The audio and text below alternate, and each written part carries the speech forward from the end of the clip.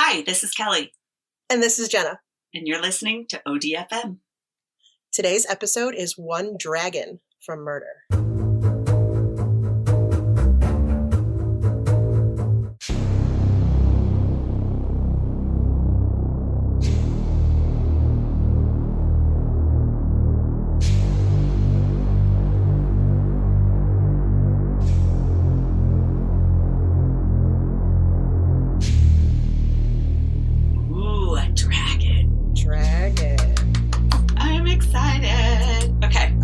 First, introduce our special guest. We have one of my besties here. We just got butt tattoos, matching butt tattoos today. Are we showing them? No. Oh, okay. I wasn't sure. I mean, we could, but, you know. Yeah, let's not, actually. Yeah. So this is Rebekka. She's our guest commentator today. Hello. She's going to laugh and shit. She has the best laugh in the world. I'm really good at laughing. She's going to laugh. So, I got to tell you, Kelly knows this already, but my kids are super into dinosaurs and dragons. So when they found out we were doing ODFM and changing the episode to D words, they were both like, you got to do a dragon episode. You got to do a dinosaur episode. Rebekka's like, dick. I know a D word. Everybody, we're waiting for the special dick special D word. Right. Someday. They were hoping for dragon or dinosaur, and I was like, so when I saw this story, I was like, oh, challenge accepted. Gotta give a little background on this story. This story has ties to a popular fantasy role-playing game called Magic the Gathering. Oh, yes. Are you guys familiar? Mm-hmm. Yes, indeed. For anyone who isn't, it's similar to Dungeons and Dragons, but played with cards. Each card represents a different creature, weapon, or power. Okay. It came out in 1993. That's when the first trade, and it was the first trading card game. Are you guys okay? No. No. Okay. It's been a week, I'll tell you. I'm sure. Mm-hmm. We have stories. Man, I need a week. You should have come. I invited her. I know. You should have come. My daughter's birthday. I couldn't leave her. I couldn't leave her on her birthday. This closet is actually in Las Vegas. It's the Las Vegas closet. And it's staying in here, and it's getting hot. Woo! I bet it is. Woo! I bet it is. You guys are going to have to... door a little. There we go. Right? I'm good. Kelly's recording in her bra, so I don't know why you're so warm. It's not a bra. I mean... It looks like a bra. I'm just from hot. Here, it looks like a bra. He's wearing both a shirt and a bra. I have two. See, here's... 1, 2. There's a bra, too. Okay. See? All right. Okay. There it is. Poor Jen. It's like, God damn it. You've seen it. We live together. Right. As of December 2018, it had approximately 35 million players. Over 20 billion Magic cards were produced from 2008 to 2016. Damn. I should have come up with this. Certain cards can be very valuable due to their rarity in production and utility in gameplay, with prices ranging from a few cents to thousands of dollars for one card. Holy shit. So they're like baseball cards. Dang. Yeah. So just for perspective, in 2019, a pristine 9.5 grade Alpha Black Lotus card was bought by an anonymous buyer for a record $166,100. Oh my God, I could have a house. Yeah. Or you could have this card. Which won't keep you warm. I might not. So side note, I once dated a guy who was very into this game, right? Did you have the Alpha Black Lotus card? Well, I don't think he had that one. Did you steal it? No. You should have. But I did. I liked fantasy and science fiction and all that kind of stuff. So he was like, I think you'll really like this game. So you should. So I went to a friend's house with him, and he was like, to get a feel of the game, just sit here and like watch us play. And all I can tell you is that the couch I was sitting on was really comfortable, and I took a really awesome nap. Oh, good. It was really exciting. I was just like, wow. Yeah. So the magic of magic still eludes me, but whatever. All right, now let's get down to some good murder stuff here. Okay, ready? Yes, okay. Please. August 27th, 2012, Pensacola, Florida. Oh, we're in Florida. Friends Patricia Burke and Sean Dugas had agreed to meet at his house on the city's northeast side for lunch. She'd known him since he was about 3 years old, but at this point, he's 30. He's a reporter for the Pensacola News-Journal. Free spirit, bushy beard, dreadlocks, super nice. chill guy, right?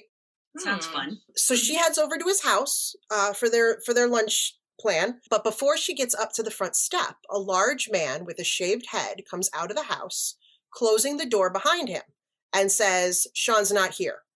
The man told her. Okay, I'll take your word for it. Bye. Right. And then he just got in a car and drove off. Oh. Patricia left a note on the front door that read, "Call me." Okay. A week passed. She doesn't hear from him. A week. So no word from him. On September 7th, Patricia returned to the house and looked inside the front window. The house was empty. He had charcoal etchings of the Eiffel Tower and Notre Dame, and they were gone off the walls. His collection of magic cards, gone. His collection of craft beer bottles, gone. And the only thing that was left was his bulky old model big screen tube TV. Because nobody wants that. Because nobody can, they're just too heavy. Nor can you lift them, right? No, right. So just that's the that only shit. thing in the house, right? So she said, Sean hung in many circles, and it was not uncommon to lose track of him for a while, but he would never just move without telling anybody. Like, that wouldn't happen. So Patricia spoke to some of his neighbors who said that a few days earlier, a U-Haul had been parked out front. There was at least one man loading it. The man told that neighbor that Sean had been beaten up and was going to go live with him. And so Patricia was worried and suspicious, so she called Sean's father, who also hadn't heard from him, and they reported him missing on September 13th. Sean Dugas was never seen alive again. Oh. Well, don't get all cryy now. Where's the laughter, people? Oh. Yeah. God, guys. Jen, thanks for bringing us down. Bringing you down. Damn. Okay. We're gonna like switch it around. We're gonna go back in time a little bit. So now we're at April 24th, 1981. Apparently before Rebekka was born. Correct. Yeah. Okay. Twin brothers William and Christopher Cormier were born. They are identical twins, so two parts of one zygote that split in the womb. Wow, we're getting all sciencey and shit. Oh! I like did it. that Okay. research, girl. Yeah. Girl. I'm impressed. Yeah. By the way, this only happens 3 times out of 1,000 pregnancies, so it's pretty darn rare. Wow. Okay. Their facial features, their bone structure, and their DNA are identical. They were even Weird. born with the same intestinal malformation. They didn't specify what that was, Weird. but they both had it surgically repaired. So in school, the boys thought it was fun to show their matching scars that they had just below Hot. their ribs. Yeah. And they Ooh. They were trying to convince their classmates that they had actually been conjoined twins that had been separated. Oh, that's I would do that too. hilarious too. Same. I think that's good. That's pretty cool. Totally. Yeah. Mhm. Yeah. See, we have proof, right? Yeah. We're Siamese. They often seem to share the same thought, like two halves of the same person. Nice. I always wanted a sister. I like know, that. right? Yeah. Maybe not. Let me finish the story. This might change your mind on this, right? Okay, good. Because I don't have a sister, so that would make There me you feel go. better. Their mother even dressed them alike, so sometimes they were almost indistinguishable. It's a little creepy. Yikes. That That's may too have much. been where it went wrong. Mhm. I don't encourage parents to do those kind of things. Yeah, my mom did that for me and my sister, but we're 4 She years did? apart, so that was extra weird. Yeah, that's super weird. Yeah. And we don't look alike, so whatever. Not at all. Yeah. No, we don't. Mm. So the boys grew up hearing about their father Bill's tales as a small-time criminal in his youth, which I'm sure molded them in a fantastic way. Fun. Mhm. Yeah. Good job. Success. Mhm. Setting up for Right. success. Yes. Oh, I also, before they were 5 years old, the brothers burned down the family house in New Orleans Oh, because fantastic. they were taking turns playing with a cigarette lighter. Oh, fun. No. William, who was older by all of 5 minutes, he was older. He ran out of the house shouting, "One of the beds is on fire and I didn't do it." So he turned on his twin really quick. Sounds like where we're staying. I think it was Linda. We had an incident. It's We true. did have a Yeah, bed it's- incident earlier. No fire, though. It wasn't me. I'm afraid. Not okay. this time. So Bill was a small time crook, but also in the mid 1980s. Sorry. Please don't choke. No spitting red wine. We've already done so much damage in that house. He was a small time crack. We don't need it. Yeah, he had a small time crack. Oh my god. I told you she had the best laugh. Seriously. In the mid-1980s, their father started an escort service. Oh, as one this does. is super classy. As one does, right? Yeah. Called A Touch of Class. That's I'm even sure. better. Yes. I'm sure. Yes, Yes, thank you. that would be who I would call Right? for sure. Yes, for sure. In 1986, while William and Chris were living with their grandmother in Mississippi, their mother was arrested for prostitution. No Oh, shit. No Yeah, shit. Weird. How? I mean, Right. yeah. How Yeah. unexpected. Wow. Yeah. Mm. This was a little weird. In an attempt to get the charges expunged, Bill arranged an undercover sting with local law enforcement and the DEA using his escort business. On his own thing. I don't know. He worked a deal out. I don't know. It's all kinds of He's weird like, and it's fishy. mine, but let's not charge me. Right. We'll Right. charge everyone else. The It was Johns. right? So, not surprisingly, their parents soon divorced because Shock. obviously things were. What? Sound perfectly normal. I don't know. Yeah. Mhm. Bill won sole custody of the boys, which I guess if you have to go between someone who's running, He's running a business. well, yeah, Small he's running business owner. Mhm. Small Right. business owner versus. small business versus a Versus- prostitute, Right. Versus which the is just product. an independent contractor. Right. Right. Definitely go with a small business. The parents got divorced. Bill won sole custody of the boys. Bill was always chasing a new job: hotel manager, computer technician, salesman. By the time William and Chris were 16, they had gone to 18 different schools and lived in 8 different states. Aw, poor Yeah, babies. they're like all over the place. So they had a even tighter bond than regular identical twins, I think, because Yeah, they were couldn't their get own friends anywhere, right? friends everywhere. They were their own unit, right? Aw, Right. poor babies. So they survived by sticking together. In school, they did the usual. They played pranks. They switched classes, IDs, swapped girlfriends. I the always whole wanted to be identical like twin that. thing. I don't know if the swap girlfriends things. That's like a normal thing. Right. It's a little creepy. I'm not saying it's cool. I'm just saying No. I've heard of that Remember before. Sweet Valley High? Yes. Oh my God, you won't. But There you go. What? It was a book series, like, identical twin sisters. Yes, Oh. and they would switch places in the books, Yep. and they were always dating each other's boyfriends and shit. Oh, yeah. Gross. Yeah, totally. So William was the more serious brother.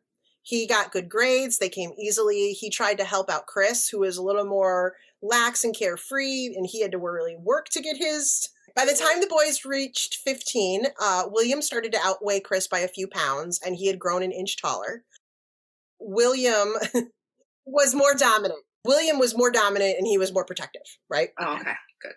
In 1993, while their dad Bill was selling cars in Pensacola, Florida, William and Chris, who at this time are 12, would spend time hanging out at local comic book shops. They became friends with a boy named Sean Dugas. All three were obsessed with the game Magic, so they had that as like a bonding thing.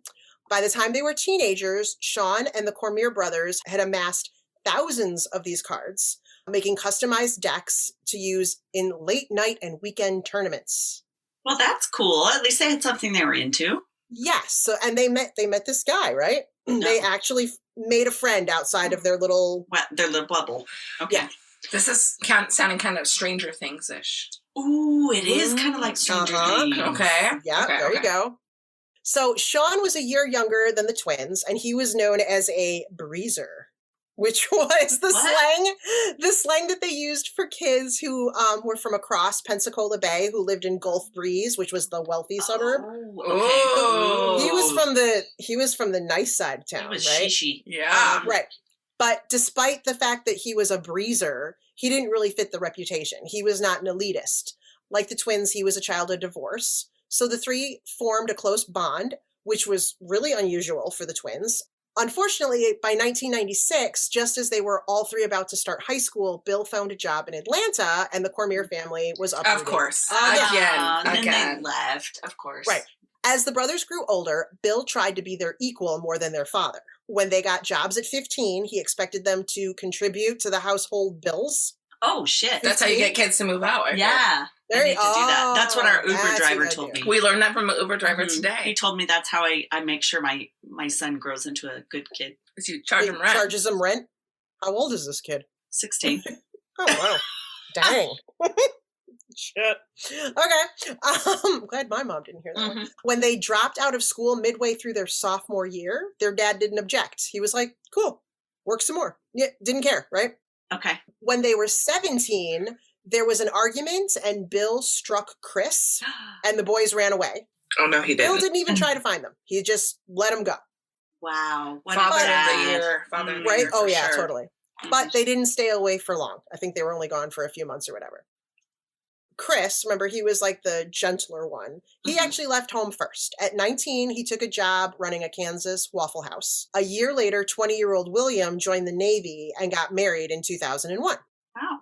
Okay. Bill then moved his mother, the twins' younger brother, and himself to go to live with Chris. And Chris was now the family provider. So he's like 20, and he's providing for all these people. There's a little brother, too? Apparently there's a little brother. There was not a whole lot of information on that. But there's a little brother too. In 2003, though, Chris was arrested for possession of meth with an intent to distribute. Fuck. Yeah, Fucking they meth. got all kinds of stuff going on. So William, who's still in the Navy, was stationed in Pensacola. Pensacola? Is that close to Pensacola? Yes, it is. I love your very face. close. I love your face so much. So, but he injured his back and was discharged from the service in late 2004.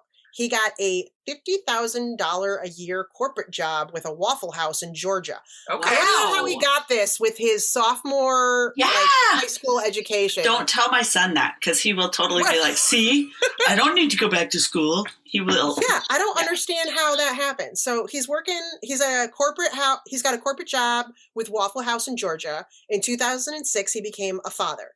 Sadly, a year later, his wife divorced him. He lost custody of his son. He lost his job, and he owed more than $600 a month in child support. So William and Chris gravitated towards each other in their times of need. William helped Chris get a job at a Waffle House franchise. They're big into Waffle House. Yeah. I don't know what their deal is with Waffle House. Got one. I love Waffle House. I do too. Well, it's pretty freaking good. Chris helped William pay his child support. Oh, The brothers began playing poker because, when you're having money problems, the brothers are playing poker. And for the next 5 years, they went from service job to service job, sporadically went back and forth living with their dad. So sometimes they lived on their own and stuff. It's a hot mess. It's a weird codependent thing. Yeah, I don't like that. In 2009, they're all living in Bill's trailer home. Oh, shit. Oh, yeah. I'm sure it was nice and big, right? That's cozy. And at some point, police came and raided the trailer, and they found a safe full of marijuana. Oh, that's what I would put in my safe. Yeah. Well, yeah. Oh, yeah. Wow. Why have a safe? Don't you have a safe in the floor of the shop? I do. I haven't cracked it yet. That. You still haven't cracked that? Come on, girl. I can bring a drill over and we can have it. No, I want someone who does it with the old school. I have a stethoscope. Yeah, you should send it. Let's Come do out. It.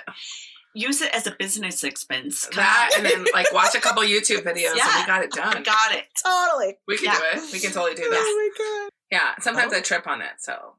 Everybody trips on it. So, all right. So the police found a safe full of marijuana. Chris took the fall. I don't know why. Oh. Also kind of weird that he took the fall since he already had an issue with the meth. Yeah. Anyway, he's the one who that's why, though. They were like, you're already screwed. Yeah, I already have a record. So. I'll take it. I guess so. But he received probation and $1,000 fine, which... Wow, that's nothing. Which actually, is kind of silly considering marijuana shouldn't have any kind of... True. But if he already has a meth issue or a meth charge, or I don't know. I thought that was weird. It would be. Oh, that's true. Okay. You would think, yeah. So maybe that's why. Maybe they were like, hey, this is a better drug, so we're going to go easy on you. If you're going to do drugs, do this one. Yes. Exactly. Please. Exactly. We're going to cut him some slack. Shit. Right. We're going to cut him some slack because he, at least he picked a better drug. So then after a brawl between William and Bill, William and Bill. Oh, yes, that's right. Dad. I was like between the dad Bill and Bill. And yeah, no. Yeah. Is he like the dad and Is he like Bill Jr. then? Or does he just... The dad is actually Bill Jr., so this is William the Third. Oh, okay. Which is also kind of weird, because there's like Chris and then William the Third. So one twin is a third, and the other guy is I'm just Chris. I feel like set him up for failure to begin with. Right? Be like, obviously, this is the one. Shouldn't they have been... And then plus and Chris. Right. Maybe they should have been bonus kid. Bill 3rd and 4th. William oh God, that would have been weird. In order? Yeah. They should have done that. Nice. Billy and Bill. Billy, William, Billy. William, Billy. Nice. Oh! William, Oh, Billy. Billy and Billy. Oh God. Oh God. Billy's Willie. No. You said it. Oh God. Okay. You didn't though. That makes it funnier. Okay. This is weird. So. Yeah.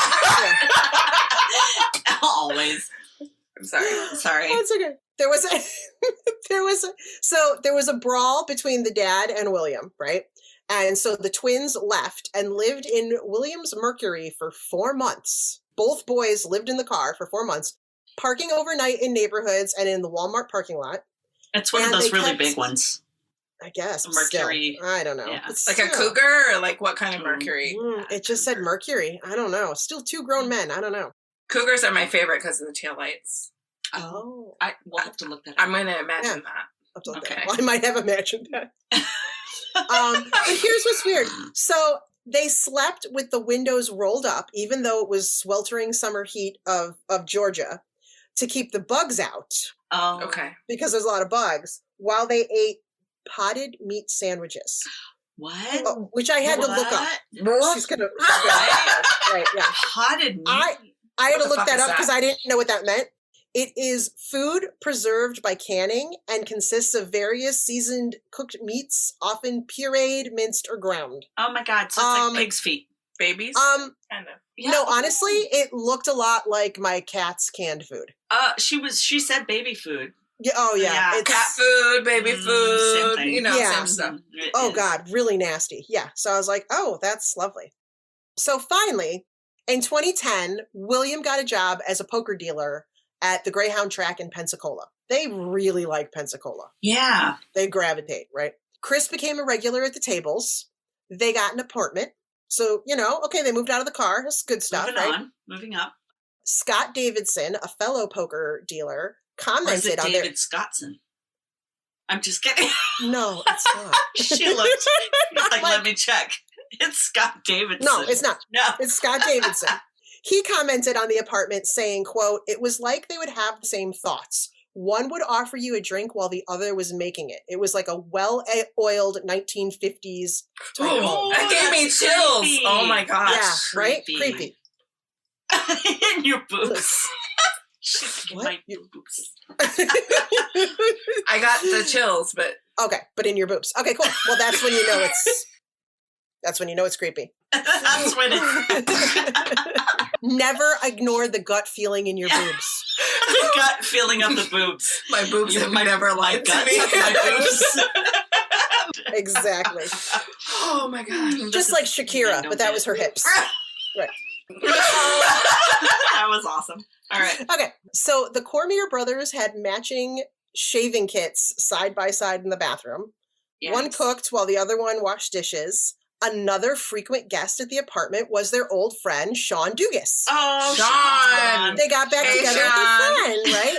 Yeah. But now he's the lanky, dreadlocked reporter who loved to smoke and drink beer. Oh, yes. Cool. It's coming back. I remember now. Right? Here we are. This is the guy that disappears, right? So in early 2012, the Cormier twins went back to Georgia, partly out of obligation to their dad, who's now caring for his disabled sister and her 2 kids. And partly because they started having money issues again. Shocker. Motherfucker. I know, right? So they go back to Georgia. They leave their creepy apartment. The family rented a simple 1-story brick house in Winder, Georgia. And between Bill's disability check and the twins' poker winnings, the family got by financially. All right, so everybody's crammed into this 1-story brick house, right? And personalities are clashing still, but it helped that William and Chris frequently went on gambling trips. It's weird. That helped. That helps. Yeah, that's totally helpful. Yeah, great. Right? Do you own a small business or make cool and unusual handcrafted items? We love artists and small business owners, and we would be stoked to help get the word out about yours. Consider advertising with us through this podcast. It's super affordable, and our podcast reaches every corner of the U.S., even worldwide. To find out more, visit otfmpodcast.com and click on the Advertise with Us link. Let's get your creativity into the hands of people who would love it. Now that we took a little break, back to our story. In August of 2012, William and Chris went on a gambling trip to the poker rooms in and around Pensacola because they just can't get away from Pensacola. Sean Dugas invited them to come and stay at his house while they were in town. When they arrived at Sean's on August 22nd, they found Sean with his jaw wired shut and his trademark bushy beard shaved off. What the fuck? Apparently, don't get rid of the beard. Why? No, apparently he had gotten knocked unconscious at a party a few days earlier. Damn. So they had to shave his beard to wire his jaw shut. I guess it was really bushy. I don't know. She said that's what she said. Rebekka's like, when do I get to say it? Oh, God, when do I get to say it? Let me see. I got it. Oh, gosh. Okay. Sean's friend, Derry Day. Derry? I don't know. Dherry. Derry Day Jr. He's a junior. There's two of them. Derry Day was there when the brothers arrived, and Derry said, quote, he was excited to see them, and later all four of them headed down to the Spanish Trail pub and eatery where over pitchers of beer, they joked about getting revenge on Sean's assailants. You know, they kind of joked about, oh, the guy that... How did Sean, drink there? Was he just That's great. I guess so. He probably just tipped his head back and they just poured it over his, I don't know. Just wired shut. Right. Here's your straw. Whoa. Well, he can only have liquid, so I guess beer's fine. That works. I'm sure that blended meat was probably really good. That's right, the blended meat. The blended meat would have been good. Right. What was that called? Potted meat? Potted meat. Yum. I bet he wanted some potted meat. Yeah. Mm-hmm. Here, let us help you, Sean. This also was kind of weird. They said when Sean's pain from the jaw issue worsened, they offered to take him to the emergency room. And I'm thinking, he's drinking beer. Yeah. Why is he feeling this? Whiskey. We need to go harder alcohol. Obviously. Yeah. Duh. So over the next few days, Sean became very annoyed by the twins. Apparently they had outlasted their welcome. I thought you were going to say he outsmarted. No. Outsmarted him. I don't think so. I don't they have a sophomore year in high school. Right. I don't think I'm for the other guy. Good point. He didn't outsmart them. Probably not. Reese Watkins, another of Sean's friends, said that Sean actually spent 4 or 5 nights sleeping on his couch across town because, quote, he didn't want to go home, but he didn't want to be the asshole to tell them to leave. Aww. So he was still trying to be nice. But he's like, I don't want to tell him to leave, but I'm not fucking staying there. Bye. I would have been like, you gotta go. I need my house. Peace out. Yep. On Monday, August 27th, this is the same day of the lunch. Monday, August 27th, the Cormier brothers took Sean to an appointment with an oral surgeon that he had. As they left around 11 a.m., Sean used William's cell phone to call his friend, Patricia Burke, and planned to meet her for lunch. I remember her. But lunch never happened. Oh, shit. Patty. No burger patties for you with Patty. So, no burger patties with Patty. I'm going to have to drink to make that funny. Let's do it. Make it funny. Make it funny. Force it. A few weeks later, mid-September 2012, back in Winder, Georgia, 62-year-old Bill Cormier looks out his living room window when he hears a truck rumbling up the driveway. He was surprised to see William driving a U-Haul truck and Chris pulling up behind him in the Chrysler they had driven down for their trip. So they just went on a poker trip with a car and came back with a U-Haul. Uh-oh. Weird, right? Mm-hmm. Where'd you get all this shit? Right. He peered into the back of the truck and saw boxes of comics, an orange chair, and other random furniture. But what struck him was the smell, a horrific odor coming from the back of the truck. But remember, the dad is very hands-off. Mm-hmm. So he didn't say anything. The boys just told their father that the U-Haul's contents belonged to a friend from Pensacola who they dropped off on the way to Georgia. And the smell was the friend's dog who had died on the trip. What? Okay, so we're just going to leave him back there because that's what one does. Gross. Exactly. Bill found the story odd, but didn't ask any questions because he's that kind of awesome dad. Also, he's a piece of shit. So. Yeah. Right. Yeah, he's very involved. There's that. Yeah. Mm-hmm. Friends don't snitch, so he just didn't, I don't know. Unless it's on your wife or all your employees. Yeah. Then it's fine. Then it's fine. Good point. Yeah. There you go. So this is this is September in Georgia. Ew. So a few days later, the smell was so bad. Bill worried that the neighbors were going to complain, but he refused. Yeah. He refused to go and look and see what it was. Me too. Same. I kind of agree on that, but I might call someone. He's worried the neighbors are going to complain. So the boys said, okay, we're going to go bury the dog in the backyard. Oh, fuck. Gradually, the odor disappeared. So, problem solved, right? Then Chris began talking about applying at a KFC, and William was trying Waffle House, cheater. I don't know. No loyalty. William was trying to convince his younger brother to join him as a professional poker player, which, again, if they just had to move back home again, I'm thinking maybe professional is not the way to go. I don't know. They should use their twin skills. Twinning. Yeah, twinning is winning. That's what they should find a way to. Yeah, I don't know how you would do that. They just think each other's thoughts, and then you can't excuse yourself and go to the bathroom in the middle of a hand and then switch places, or I don't think you can do anything like that. I'd let the thoughts be like, I have these cards. What do you have? Right. If he knows that I want to drink, then there you go. I feel like they should have utilized that better than You're right. whatever they're going to end up doing. Mm-hmm. There you go. Yeah. So the dog is buried. They're moving on. They're doing things. No one mentions the U-Haul. The U-Haul is just sitting in the backyard. On the morning of October 8th, Bill received a phone call from the Pensacola police asking about a missing man who had last been seen with William. The police came to the house, and Bill led them to the spot where they buried the dog, quotation marks, the dog. The twins had actually run out to the store at this time. When they returned, they spotted the cops and turned around, but an officer followed and eventually pulled them over near the city limits. So they were like, oh, shit, and, whoops, I see a car. Right, totally. I don't know why they'd be so worried about, it's just a dog in the backyard. Soon the house was surrounded by police, helicopters, and news cameras. Beneath a freshly poured concrete slab, authorities extracted a blue storage bin about the size of a coffee table. Inside, they found the intact and contorted remains of a decomposing man wrapped in a clear plastic tarp.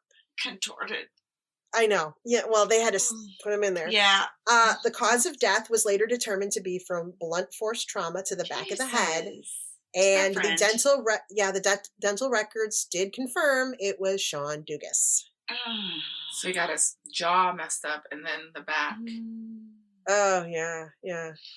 I mean, how many people did they know that had their jaws wired shut? It was probably pretty easy to figure out it was him, actually. Yeah, that's that one. Oh, dude. God, they had to unwire his jaw to check his dental records? Didn't even think of that. Oh, teeth. snap. Dead teeth. Oh, my God. Teeth. Oh, my Worse God. than regular. Oh, my God. Worse than live teeth. Oh, my God. Dead teeth. Oh.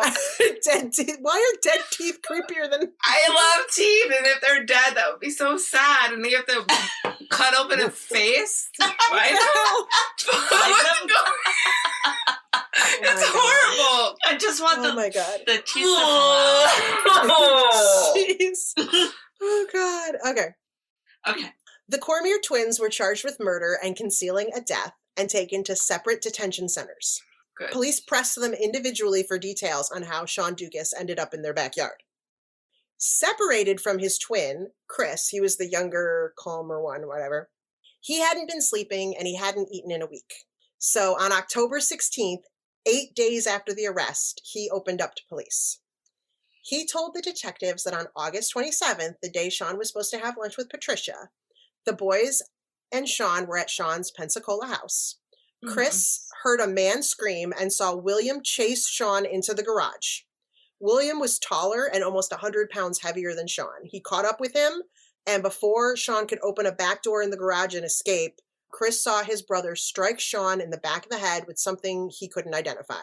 And Sean was dead. That was it. One blow to the back of the head. That's fast. Problem solved. Yep. Right. The end. William then drove to a nearby Walmart and bought a plastic tarp and a blue moving bin. He rolled Sean's body up in the tarp, and Chris helped him fold the body into the box. Then they left the bin at the house. They took Sean's Magic the Gathering card collection, which was later valued to be between $25,000 and $100,000.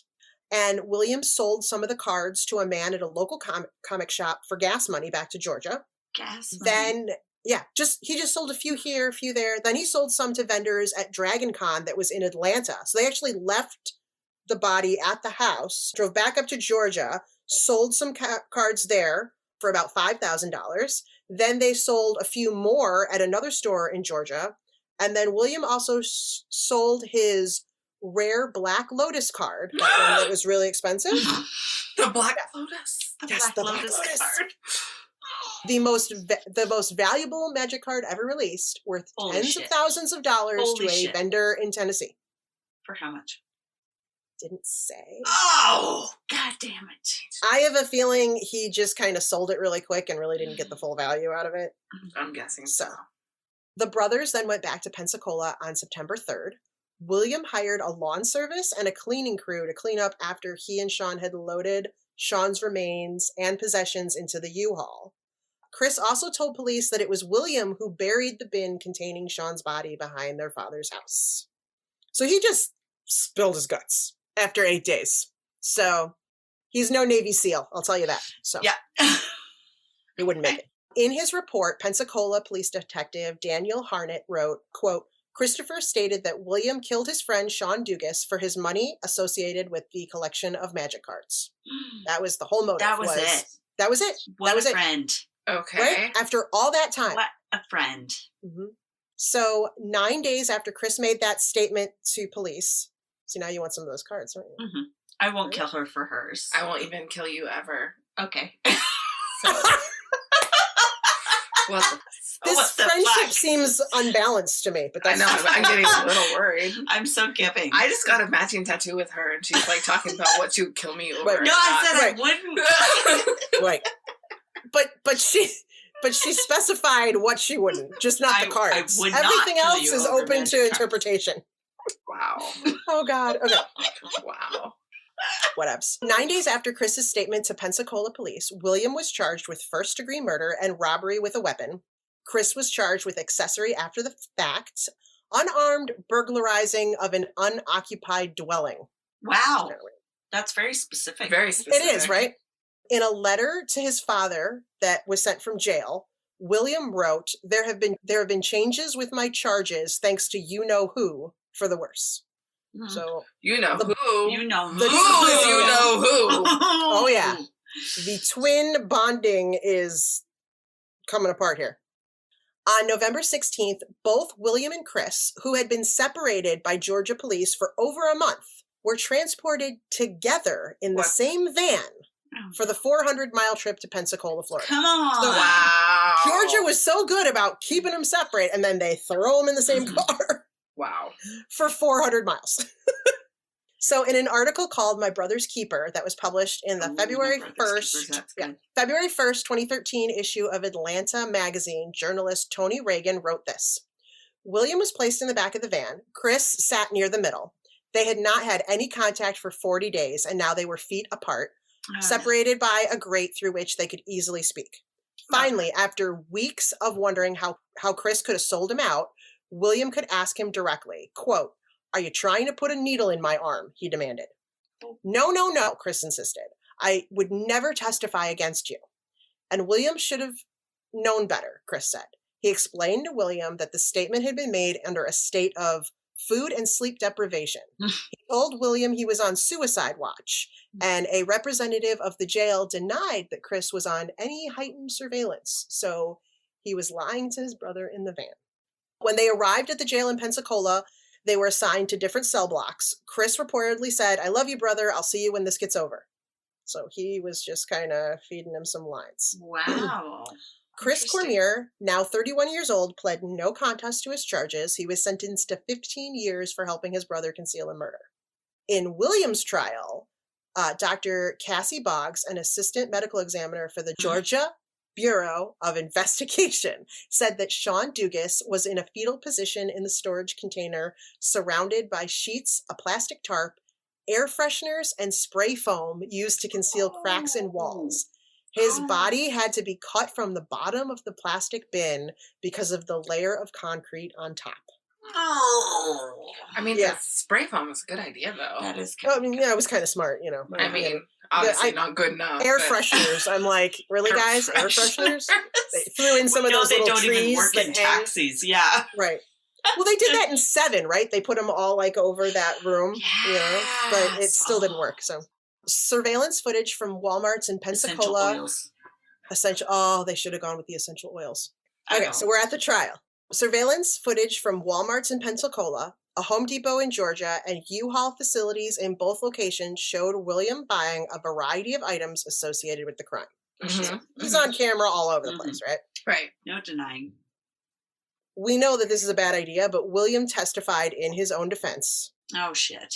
And told the jury that it was Chris who was the mastermind behind the murder. Oh, shit. I had a feeling this was going to happen. Yep. So defense attorney Richard Curry said, quote, William's brother Chris said, here's a note from Sean wanting us to help him move. His brother said, Sean wants us to help him get some money and sell his magic cards. And he didn't think anything of it. He trusted his brother. This is like lame-ass story. But witnesses, including the twins' father, testified that William had always been the more dominant twin and the leader. So even their dad was like, I can't. This is bullshit. Yeah. So the jury deliberated for less than 2 hours and found William Cormier III guilty, and he was sentenced to life in prison with no possibility of Wow. Good. That is it. That's it? So all that over Magic the Dragon. Over Magic the Gathering cards with dragons. I found a dragon murder story. How stupid. Right? Over cards. And it's not like they even took them and then like researched and got the best amount for them. They just, you know. They had the most valuable one ever. Yep. So disappointing. Whatever. I'm so disappointed in Bill and Bill. Ted? Billy and Willie. Ted. Bill and Ted. And Chris. Bill and Chris. Bill, man. Bill and Chris. I'm disappointed. It makes me sad that they were like raised into shit. Mm-hmm. Then right. I think it's weird that their dad didn't do anything to help them or worry about where they were or why it smelled like dead dog. But then he testified against his kid. Yeah, and he's like, these kids are shit. Yeah. It's weird. I didn't do it. When law enforcement gets involved, suddenly he wants to help. He helps his ex-wife. Yeah, he loves that. True. Good point. Mm-hmm. Interesting. Take them all. Good story, Jenna. That's all I got. We liked your story. Thank you. All right. Sources for this story include AtlantaMagazine.com, Wikipedia.com, monstersandcritics.com, usatoday.com, dailymail.co.uk, and crimeandcapitalpunishment.com. Nice. I like the monsters one. I mean, that's a new addition. Mm-hmm. Yeah, that one was a different one.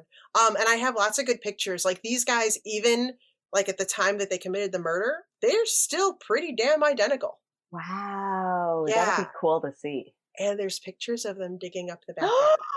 What? Yes. Okay. I'm stoked. So, all right. Everyone will have to go online and check those out. So yes, thank you. Thank you everyone for listening to us. Oh my God. Sorry for our Vegas craziness. And we had our guest, Rebekka. Oh gosh. Who Rebekka had to depart quickly. Yes, without her panties, apparently. Without her panties. But she came back for shoes. She did. Shoes. Because priorities. Panties. Yes. Shoes priorities. Are more important. Right? And yes, this is going on the podcast. Because she left us early. Thank you everyone for listening. Join us next week. Goodbye. Join us next week. Stay odd. To see images from this story, follow us on Facebook, Instagram, and Twitter at ODFM Podcast, or on our website at odfmpodcast.com, where you'll also find a link to our merch store, where you can get awesome stuff like t-shirts, mugs, stickers, and more. And if the weekly podcast just isn't enough to fill your ODFM cup full, join our fan club on Patreon for more content like minisodes, bloopers, and discounts at our merch store. That site is patreon.com/ODFM podcast. And if you do love our bloopers and need more than we naturally do, which is a lot, buy us a glass of wine at buymeacoffee.com/ODFM podcast.